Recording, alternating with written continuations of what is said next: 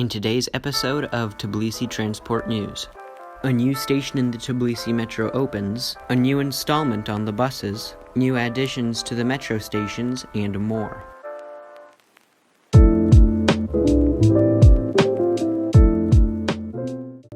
First up on the list for today is the auto import ban in Georgia.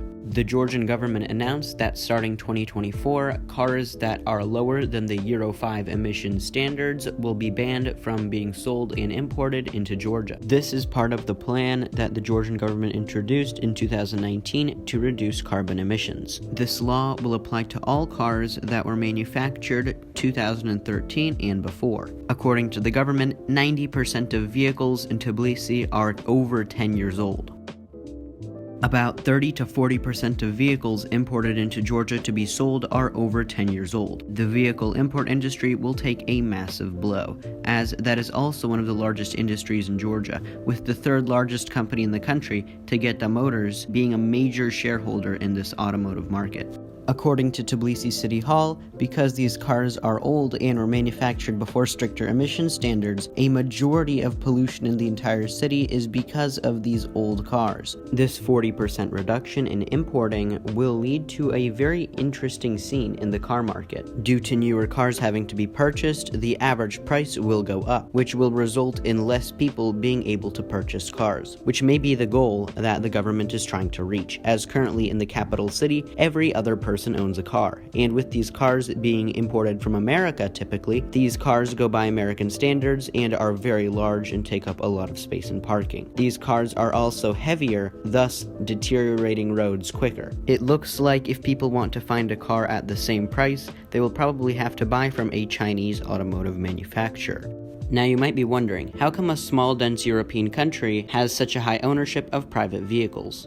To put it short, after the dissolution of the USSR, a ton of public transport infrastructure became very horrible after lack of funding and care. Public transportation was too expensive to operate at the time due to inflation, and the entire tram network was dismantled, as well as service being greatly reduced on public transportation. This resulted in multiple people not being able to go places. So to counteract this lack of funding for public transportation, the government built a ton of urban highways around Tbilisi. This construction of urban highways created induced demand, and multiple people started purchasing cars, and this led to a massive car import market, where salvaged cars from the US were brought over here and renovated, thus making cars very cheap and affordable and where everyone could have one. Next up today is the Tbilisi City Hall's decision to renovate 12 problematic junctions in the city. In a recent assembly, the city's mayor, Gotze, announced a plan to renovate 12 problematic junctions. These are intersections where major traffic problems ensue because major streets intersect. This is because of the poor design of the intersections when they were originally constructed, and because of the sheer use of cars, with 96% of car owners daily using their cars to commute to work. This is a massive number compared to other European cities, where typically in major European cities only about 8% of car owners use their cars daily to get to work, versus the other 92% using public transportation, despite owning a car. To incentivize more common use of public transportation, the city's mayor said that these intersections will be installed with bus lanes and will prioritize public transportation, with possibly smart stoplights being installed.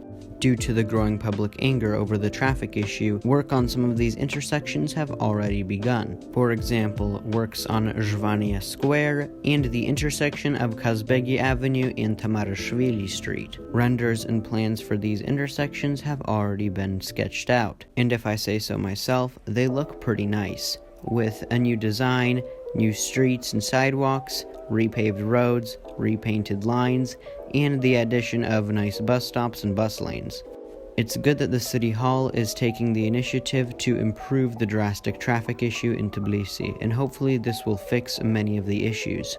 These 12 intersections being worked on are the most major and problematic intersections of the city. Of these 12 intersections, 42 public transport routes run on them, with over 100,000 trips on public transport being made daily where these routes intersect.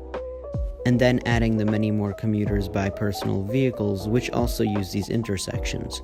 Next up for today is the implementation of a new feature on bus routes. In December of 2022, the Tbilisi mayor Gotze announced some changes to the Tbilisi bus system. In this meeting, he discussed multiple changes to infrastructure and how they could improve the bus network in Tbilisi. Part of the discussion was how they could improve accessibility. And then that's when the mayor announced that they would be introducing screens and verbal announcement systems to bus routes to improve accessibility.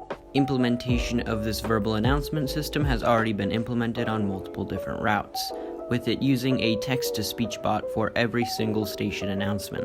Eventually, all buses will receive this system, and accessibility will be greatly improved, thus making it easier for various commuters to get anywhere in the city. Next up for today is an announcement in infrastructure changes by the mayor's office. On the 22nd of March 2023, during a city hall meeting, the city's mayor announced a development on a new application for the city. The application will be called Fixit Tbilisi, and it's a kind of application to help with infrastructure repairs and development. Tbilisi City Hall is working on an application, Fixit Tbilisi, where citizens will be able to post information about infrastructural problems in the capital, said the mayor of the city. Dang it!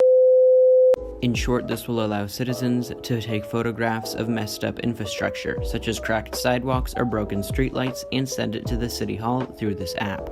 Personally, I think that this is a brilliant idea to fix infrastructure, as it's hard to keep track of all sorts of blemishes just with City Hall employees. A lot of people have wanted this app, including myself, as everyone has that one place in their neighborhood that has a big pothole or that has had a broken playground for multiple years and nothing has been done about it. And that's simply because of discouragement. There's no way you can report this, and emailing it, you might have just wasted your time on basically nothing. This is a brilliant idea that hopefully will revolutionize the city's infrastructure and how it works. And a good thing is that this app is releasing soon, with the planned release on May 1st of 2023. Next up on the list for today is the sale of the Tbilisi electric locomotive factory. The electric locomotive factory in Tbilisi has been a major historical object since the Soviet Union. In the USSR, it made locomotives for all of the USSR, including locomotives that ran on the legendary Trans-Siberian Railway. This factory also holds over 20 hectares of land in Tbilisi and has over 90 million Georgian lari in assets. This factory produced the standard-issue Soviet locomotives and even the custom 1996 one-off model of the 71-605 rail bus. In early March of 2023, the company that owned 100% of the shares, the Maltese company Locotrans Ltd, decided to sell all the shares in an auction format. Despite the 90 million Georgian lari in assets that the factory had, the starting bid was placed at 50 million Georgian lari, and the bid was to end on March 9th of 2023. When the bid ended on March 9th, there were 0 bidders for the factory, so they settled with a deal with the Bank of Georgia, who decided to purchase the factory at 19 million Georgian lari. The reason why the factory and its assets were sold so cheaply and urgently was because the factory had a debt of 20 million Georgian lari and needed to pay it back urgently. Now that it isn't the Soviet Union anymore, the factory's future is unknown, as new locomotives could just be purchased from foreign manufacturers, and the 20 hectares of land in the land-scarce capital of Tbilisi looks kind of juicy for high-rise buildings. It's most likely that either the factory will be taken charge by a foreign locomotive manufacturing company, and in its place a high-rise complex will be constructed. Unfortunately, this looks like the end of the legacy that is the Tbilisi electric locomotive manufacturing plant. Now for some metro news, and this time we have a lot of metro news. On March 20th of 2023, TikTok user Givi Maisuradze uploaded a video from a Tbilisi metro cab. Allegedly, this was filmed at the Station Square interlocking, and it showcases wagon 8773 covered in graffiti, along with its following wagon. This is very controversial, as this is the first ever large graffiti attack since a couple years ago. This brings up the debate about the Tbilisi Metro's security, as many stations and wagons recently have been vandalized with various graffiti. Hopefully the wagon will be brought back up to working condition, and the mayor's office will do something about these people who cause all sorts of vandalism to the metro infrastructure. And finally, for the massive news, the opening of the long-awaited Gotze Station. Since its closure in February 2021, this station has had a lot of controversy and many delays, which I made a video about. But on March 18th, after a very long wait, the station finally opened, and I went with some other YouTubers and took some photos and videos. The station is very nice compared to how it previously looked.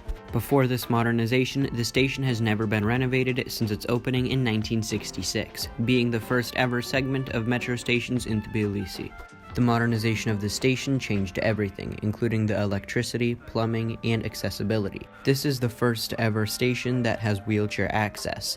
It's great to see the progress that the Tbilisi Metro is making in modernizing the metro and keeping it up to modern standards. And the metro seems to be headed in this direction, with many other stations' modernizations being planned. Another station has already started modernization after the opening of this station.